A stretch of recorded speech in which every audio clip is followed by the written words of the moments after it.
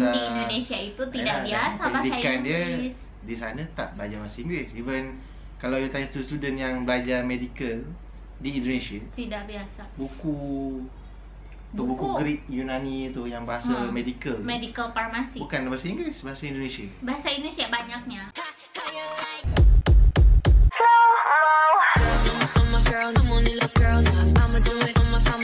Assalamualaikum, Elsa di sini. Hai guys, hai semua, halo tetangga. Gimana kabar teman-teman semua? Semoga sehat selalu, semoga bahagia selalu, dan semoga hari teman-teman semua selalu good day. Selamat datang di channel YouTube Elsa Widianti Putri. Oke, hari ini kita akan belajar sama-sama. Kita akan mengetahui sebuah fakta sih menurut aku dari video ini guys, karena memang ini terbukti gitu guys. Sekarang aku lihat keadaannya mungkin udah lebih membaik. Perihal apakah itu? Nanti kita lihat sama-sama video seperti apa dari Kak Rigas Family guys. Tapi sebelum dimulai video reactionnya, seperti biasa aku mau ngajakin teman-teman semua dulu untuk subscribe channel ini dan aktifkan notifikasinya supaya tidak ketinggalan updatean terbaru dari channel ini. Dan bagi teman-teman yang mau request, bisa banget DM di Instagram aku di @elsawidiantiputri. Yaudah, tanpa berlama-lama, tanpa membuang masa, jomlah kita mulai video reactionnya. Are you ready? Let's go. Semua diceritakan di sini berdasarkan pengalaman keluarga kami.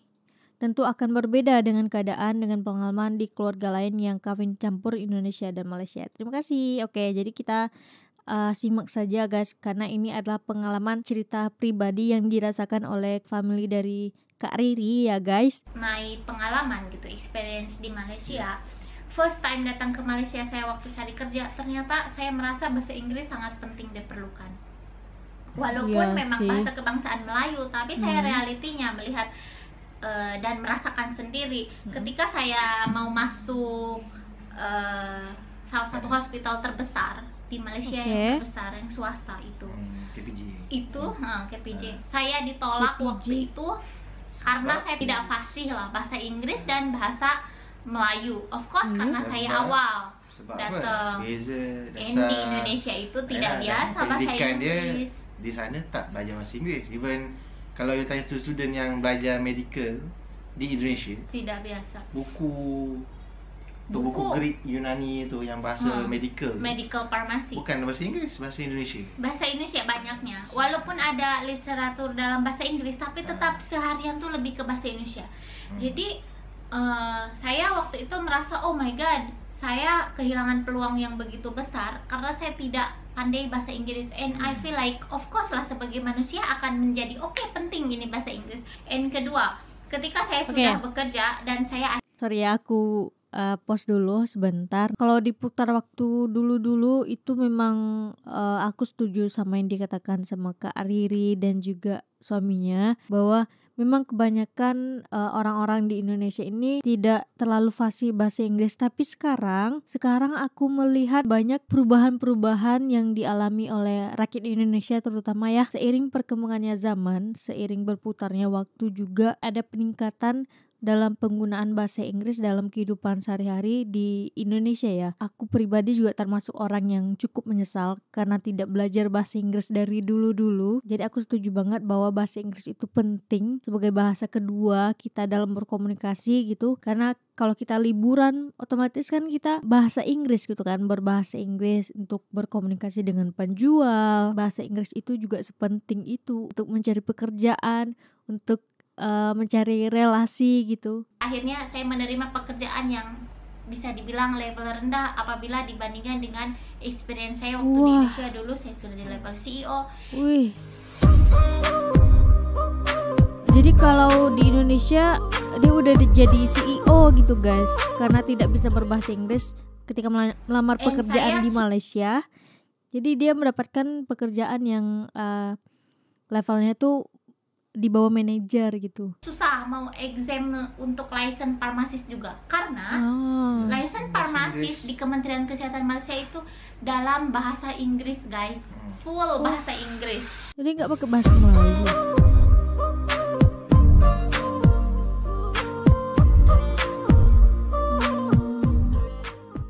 Memang bahasa Inggris mungkin full. Malaysia juga tidak tahu semuanya ya tentang ini gitu. Jadi dari sana of course saya menjadi punya kesimpulan, oke, bahasa Inggris sangat penting ternyata ya di Malaysia. Betul, gitu. aku juga baru menyadari di tahun 2023 sih. Kita banyak gunakan bahasa Inggris juga. Bahasa Inggris kan di Indonesia juga formulanya sama, satu dunia sama gitu, dan memang saya belajar. Hanya saya tidak fasih karena di Indonesia tidak terbiasa seperti exam license farmasi di Indonesia dalam bahasa Indonesia gitu. Penggunaan di university mostly bahasa Indonesia. Ataupun bahasa daerah kadang guys.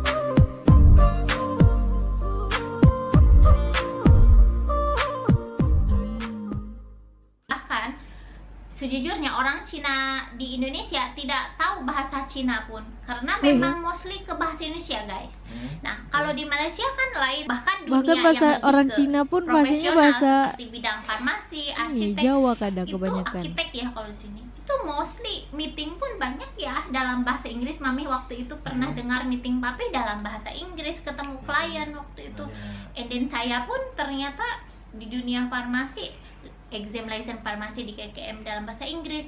Bahkan ketika saya mau melamar ke hospital yang bagus gitu di Malaysia, karena waktu itu saya merasa oke, saya ada experience sebagai CEO dan sudah di level set up retail company farmasi, I mean bolehlah saya ke hospital yang bagus besar gitu di Malaysia. Ternyata walaupun ilmu saya sudah thumbs up gitu, orang KPJ pun sampai call saya gitu karena melihat experience saya sudah di level CEO emang bagus. Jadi mereka tertarik lah untuk maybe jadi saling tukar pikiran kan tentang ilmu setup farmasi gitu, seperti itu.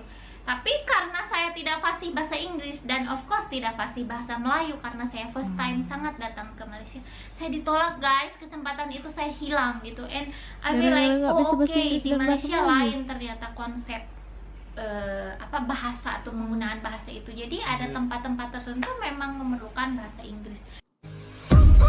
Setuju sih. Jadi memang harus banyak belajar sih kita guys. Mau muda mau tua harus banyak belajar sih.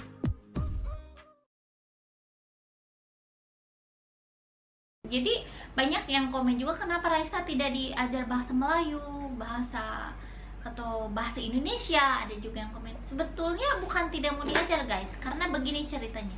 Waktu memutuskan bahasa Inggris kakak, saya ada experience tadi kan, bercerita bahwa begini-begini saya sampai kehilangan peluang. Of course saya merasa bahasa Inggris penting. Saya melihat situation suami juga kalau meeting nih bahasa Inggris. And kedua, yaitu sebagai bahasa perantara untuk menetralkan. Orang akan belajar semua bahasa, tapi budak-budak ni dia tak boleh nak, dia tak boleh nak paksa dia orang serap semua. Ya, betul.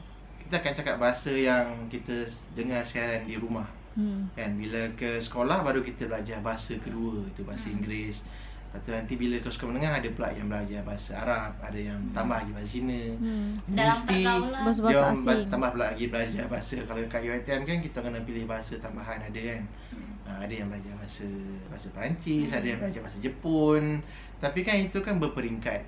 Sebab apa? Sebab perkembangan minda tu, perkembangan otak tu dia meningkatlah sepanjang usia kan.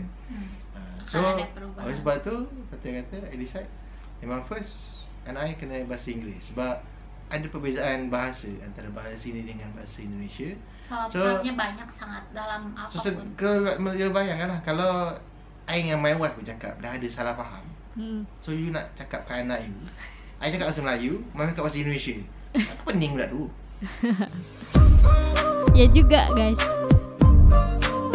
Oh ni bahasa Indonesia dan bahasa Malaysia. And first itu dah jadinya first bahasa Inggeris dahulu. Karena ada kesamaan formula. And mami pernah belajar kalau bahasa Inggris di Indonesia, jadi fahamlah formula basic tuh. Lain dengan bahasa Melayu kan mami tidak belajar di Indonesia. Bahasa Melayu. Tapi bahasa Melayu lebih mudah sih dipahami daripada bahasa Inggris. You nak belajar bahasa pun you kena berada di dalam kelompok bahasa tu, baru you cepat dan you tak pening. Contoh macam waktu kan mami balik sana sebulan kan, bawa anak-anak kan. Raisa terus banyak bahasa Indonesia yang dia serap. Pagi dia serap. Sudah pagi. Mana ayam? Cakap dengan atuk nenek dekat sana kan. Bahasa Indonesia. Sudah pagi, mana ayam dia tak tanya macam tu tahu. So, I tak risau pasal benda tu. Sebab bila di sekolah, dia akan belajar bahasa Melayu nanti si kakak. Karena Sebab pergaulan di Malaysia lebih banyak ke bahasa Melayu kan.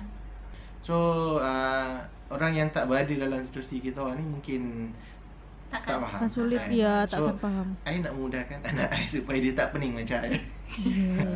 So, peringkat lah. Jadi kan, supaya bahasa Inggeris, supaya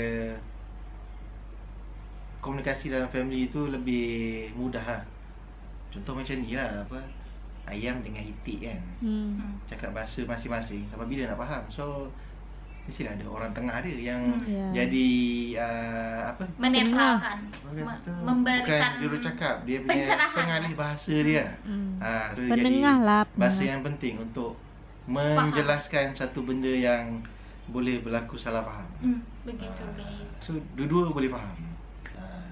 So bila once you boleh communicate satu bahasa, you boleh belajar bahasa-bahasa lain dah tak susah lah.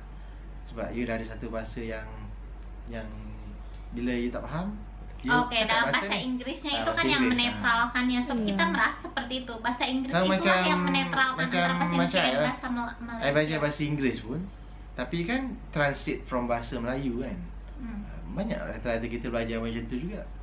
Dan lebih mudah lah untuk kakak nanti kalau untuk bahasa Melayu. Sebab waktu kak mau saya bawa Raisa ke pergaulan bahasa Inggris juga agak susah ya sini. Sampai kita dari Puchong tuh ke Intermark Mall guys, ke KL. Jadi di Malaysia juga kalau untuk keseharian bahasa Inggris memang sangat susah gitu untuk carinya. Sampai bawa Raisa sekolah tuh ke Intermark Mall. Kecuali di kawasan tertentu dan dalam bidang pekerjaan. Jadi nanti kalau bahasa Melayu kakak lebih mudah karena di sini memang terbentuknya mostly orang kalau dalam keseharian tidak di situasi kerja seperti itu lebih ke bahasa Melayu. Jadi saya tidak risau, Raisa pasti pandai bahasa Melayu, masuk sekolah rendah insya Allah ya Pi ya. Sebab di rumah macam I dengan my wife, kita bercakap bahasa Melayu, bahasa Indonesia, tapi taklah yang full, dia dah bercampur kan. Di rumah anak-anak memang dengar bahasa Melayu.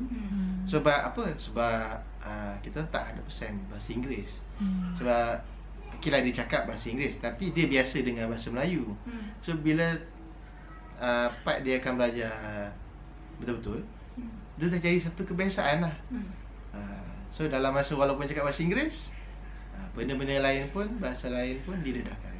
Atuk nenek datang pun cakap bahasa Melayu juga. Bahasa Melayu, kadang bahasa Kelantan ya. Si kakak diajak dengan mak tu waktu itu. Kalau dengan mak tu tak payah, mak saya cakap bahasa Kelantan lah. So I cakap macam ni, mungkin sebab family I pun, I, adik-beradik, ayah dan mak, kita basically ialah keluarga yang bercampur antara negeri. Ayah Melaka, ayah mak Kelantan. So tapi ayah I di rumah tak cakap Melaka pun. Dia tak cakap pun kat I Hawau ataupun Periuk, Lahabau kan, yang ada you tu kan, Melaka kan. My mum, my orang Kelantan. Tapi kat rumah kita tak cakap bahasa Kelantan. Nampak tak? So kita cakap bahasa biasa, bahasa luar. Cakap kat luar kan. Bahasa umum mungkin ya. Tapi sebab apa? Sebab ayah askar dulu. So kita rasa berpindah. So dengan jiran pun, ayahnya waktu dulu kerja. Tiba-tiba ayah bimbang cakap Kelantan. So jadi bila di rumah, secara automatik semua akan cakap bahasa luar biasa kan. Tapi bila balik ke Kelantan, adaptation. I punya mak akan cakap Kelantan dengan family di sana. Macam Mami lah, bahasa Sunda, pulang ke Indonesia bahasa Indonesia. Sama dengan macam I sekolah di Kelantan. Tapi bila I balik rumah, I cakap Kelantan dengan I punya mak. Di sekolah, dia automatik akan tukar bahasa. Kalau jumpa orang Kelantan dekat KL pun, dia automatik baru boleh cakap Kelantan.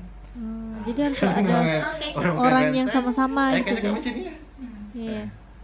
Tapi kita intinya punya prinsip selalu berusaha untuk adaptation.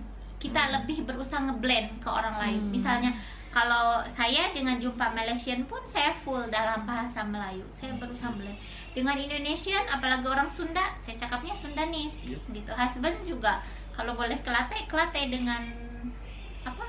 Kelantan, orang kawan sekolah lah, saya suka dengar dia ada campuran lah Kelantan. Tapi kalau tak jumpa Kelantan tu, I susah nak cakap bahasa Kelantan. Susah nak ngeblend ya. Sekarang dia jumpa cakap bahasa Kelantan kan, okey cakap Kelantan dia. Iya loh. Diri. rasa pelik kan. Oke, so itu saja video dari kita. Mudah-mudahan bermanfaat. But the point, we love dengan bahasa Melayu, bahasa Indonesia, bahasa Inggris, bahasa Sunda, bahasa Kelantan, semua saya suka.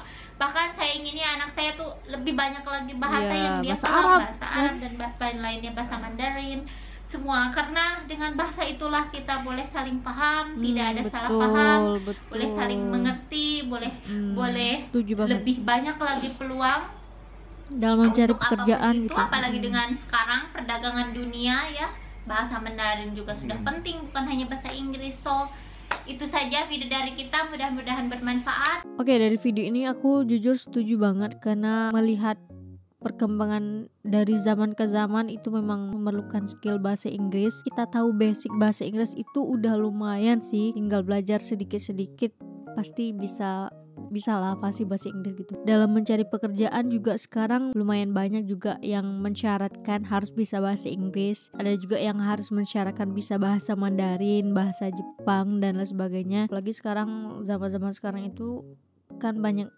kerja-kerja di luar negeri yang freelance, yang kerja remote gitu kan, yang dimana memerlukan bahasa Inggris sebagai bahasa untuk berkomunikasi, bahasa untuk berdiskusi gitu. Kalau aku pribadi, aku cukup menyesal karena tidak belajar bahasa Inggris dari dulu-dulu. Karena waktu sekolah pun aku main-main guys, jujur aku waktu sekolah aku main-main belajar bahasa Inggrisnya. Jadi penyesalan itu berasanya ketika sekarang gitu, ketika aku nggak fasih, nggak paham bahasa Inggris. Jadi kayak ada sedikit penyesalan, kenapa sih dulu nggak diseriusin belajar bahasa Inggris gitu. Kasih hai, aduh kasih hai. Untuk video kali ini cukup sekian. Bagi teman-teman yang suka sama video ini, jangan lupa untuk like, komen, dan subscribe. Dan kita ketemu di next video. Bye bye. Assalamualaikum.